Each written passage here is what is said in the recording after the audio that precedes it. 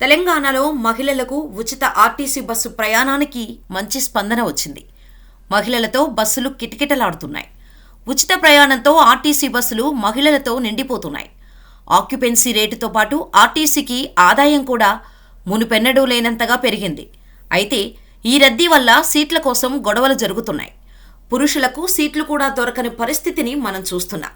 దీంతో పెరిగిన రద్దీ దృష్ట్యా బస్సుల సంఖ్య పెంచాలని ఆర్టీసీ యాజమాన్యం భావిస్తోంది. ఇక ఉచిత బస్సు ప్రయాణం వల్ల డీలక్స్ బస్సుల్లో ప్రయాణం చేసే మహిళల సంఖ్య తగ్గుతోంది. అలాగే ఎక్స్ప్రెస్, ఆర్డినరీ బస్సుల్లో రద్దీ విపరీతంగా పెరుగుతోంది. ఈ క్రమంలో తాజాగా ఆర్టీసీ కీలక నిర్ణయం తీసుకుంది. ఫలితంగా ఇకపై వారంతా టికెట్ తీసుకోవాల్సిన పరిస్థితి రానుందని సమాచారం. రాష్ట్రంలో మహిళలు ఉచితంగా ప్రయాణించేందుకు వీలున్న ఎక్స్ప్రెస్ బస్సులను అవసరాలకు తగ్గట్టుగా ఆర్టీసీ పెంచడం లేదు. డబ్బులు చెల్లించి పూర్తి టికెట్ కొనాల్సిన డీలక్స్ బస్సుల వైపు వారిని మళ్లించేందుకు కొన్ని చోట్ల ప్రయత్నాలు చేస్తోంది. ఇందులో భాగంగానే డీలక్స్ బస్సు ఎక్కితే మహిళలకు బహుమతులు ఇస్తామంటూ కొత్త స్కీమును ఆర్టీసీ ప్రారంభించింది. హనుమకొండ టు హైదరాబాద్ మార్గంలో జనగామ డిపో 3 డీలక్స్ బస్సులను ప్రవేశపెట్టింది. ఈ బస్సుల్లో ప్రయాణిస్తే ప్రతి 15 రోజులకు 3 మహిళలకు గిఫ్ట్ ఇస్తామని ప్రకటించింది. ఆర్టీసీ బస్సుల్లో ఆక్యుపెన్సీ రేషియో గతంలో సగటున 70 నుంచి 75% వరకు మాత్రమే ఉండేది. మహిళలకు ఉచిత ప్రయాణ పథకం అమల్లోకి వచ్చాక దాదాపు 100% నమోదవుతోంది. కేవలం ఎక్స్ప్రెస్ బస్సులనే పరిగణలోకి తీసుకుంటే 120% దాటుతోంది. ఆర్డినరీ బస్సుల్లో కంటే ఎక్స్ప్రెస్లో సీట్లు కొంత మెరుగ్గా ఉంటాయి. వీటిలో బస్సు వేగం కూడా అధికం. అలాగే స్టాపులు, ప్రయాణానికి సమయం కూడా తక్కువ పడుతుంది. ఈ కారణంగానే మహిళలు ఎక్కువగా ఎక్స్ప్రెస్ బస్సుల్లో ప్రయాణానికి ఆసక్తి చూపిస్తున్నారు. ప్రస్తుతం ఇదే అంశం ఆర్టీసీకి ఆర్థికంగా సమస్యగా మారింది. రోజువారీ నిర్వహణ ఖర్చులు, డీజిల్, ఉద్యోగులకు నెల జీతాలకు ఇబ్బంది అవుతోంది. దీంతో ఆర్టీసీ మార్పులు చేయడానికి ప్రయత్నిస్తోంది. ఎక్స్ప్రెస్ బస్సుల్లో రద్దీ పెరగడంతో దూర ప్రాంత సర్వీసుల్ని రద్దు చేయాలని ఆర్టీసీ ఉన్నతాధికారుల నుంచి డిపో మేనేజర్లకు కొంతకాలం క్రితమే అంతర్గత ఆదేశాలు వచ్చినట్టు సమాచారం. దీంతో పలు అంతర్జిల్లా, అంతరాష్ట్ర సర్వీసులను రద్దు చేశారు. జనగామ నుంచి బాసర మార్గంలో 30 ఏళ్లుగా ఎక్స్ప్రెస్ బస్సు ఉంది.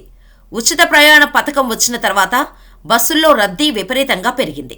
దాంతో ఫిబ్రవరి మాసంలో జనగామ డిపో ఈ సర్వీసును రద్దు చేసింది.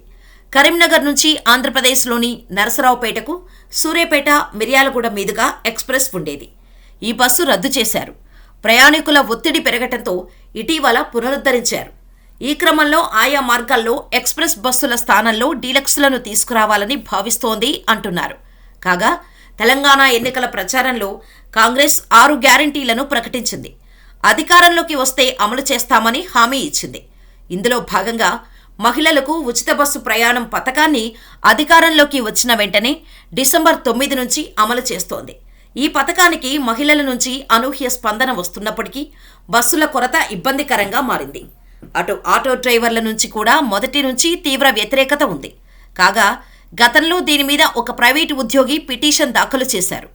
మహిళలకు మాత్రమే ఉచిత ప్రయాణ వసతి కల్పించడం వివక్ష కిందకు వస్తుందని నాగోలుకు చెందిన ఉద్యోగి తెలంగాణ హైకోర్టులో పిల్ చేశారు.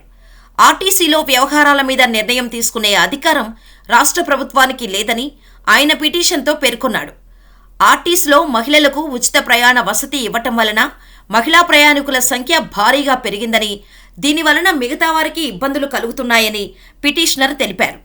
మహిళలకు ఉచిత ప్రయాణ సదుపాయాన్ని కల్పిస్తూ తెలంగాణ ప్రభుత్వం 2023 డిసెంబర్ 8న జారీ చేసిన జీవో 47ను సస్పెండ్ చేయాలని కోరారు. కేంద్ర చట్టాల ద్వారా ఏర్పాటైన ఆర్టీసీలో ఉచిత పథకంపై అధికారం రాష్ట్రానికి లేదన్నారు. అంతేకాదు, ఉచిత ప్రయాణం వలన ఆర్థికంగా ఆర్టీసీ మీద పడే ఆర్థిక భారాన్ని కూడా ప్రభుత్వం భరించటం అన్యాయమేనని పిటిషన్ వాదిస్తున్నారు. పన్నుల రూపంలో ప్రజల దగ్గర డబ్బులు వసూలు చేసి ఇలా మహిళలకు ఉచిత ప్రయాణాన్ని అందించటం ఎంతవరకు సమంజసమని పిటిషనర్ తెలిపారు. కాగా ఈ కేసును విచారించిన హైకోర్టు ఇందులో ప్రజా ప్రయోజనమేమీ లేదనే అభిప్రాయం వ్యక్తం చేసింది. ఈ వ్యాజ్యాన్ని రిట్ పిటిషన్గా మార్చాలని రిజిస్ట్రీని ఆదేశించింది. మహిళలకు బస్సుల్లో ఉచిత ప్రయాణంతో తీవ్ర రద్దీ పెరిగిందని పిటిషనర్ వాదించారు. ఈ మేరకు ఉచిత ప్రయాణంపై ఇచ్చిన జీవో 47ని రద్దు చేయాలని హరీందర్ హైకోర్టును కోరారు. అయితే పిటిషన్ ఉచిత ప్రయాణంతో ఇబ్బందులను ఎదుర్కొని పిల్ను దాఖలు చేశారని అభిప్రాయపడింది ధర్మాసనం. దీంతో ఈ కేసు విచారణను వాయిదా వేసింది.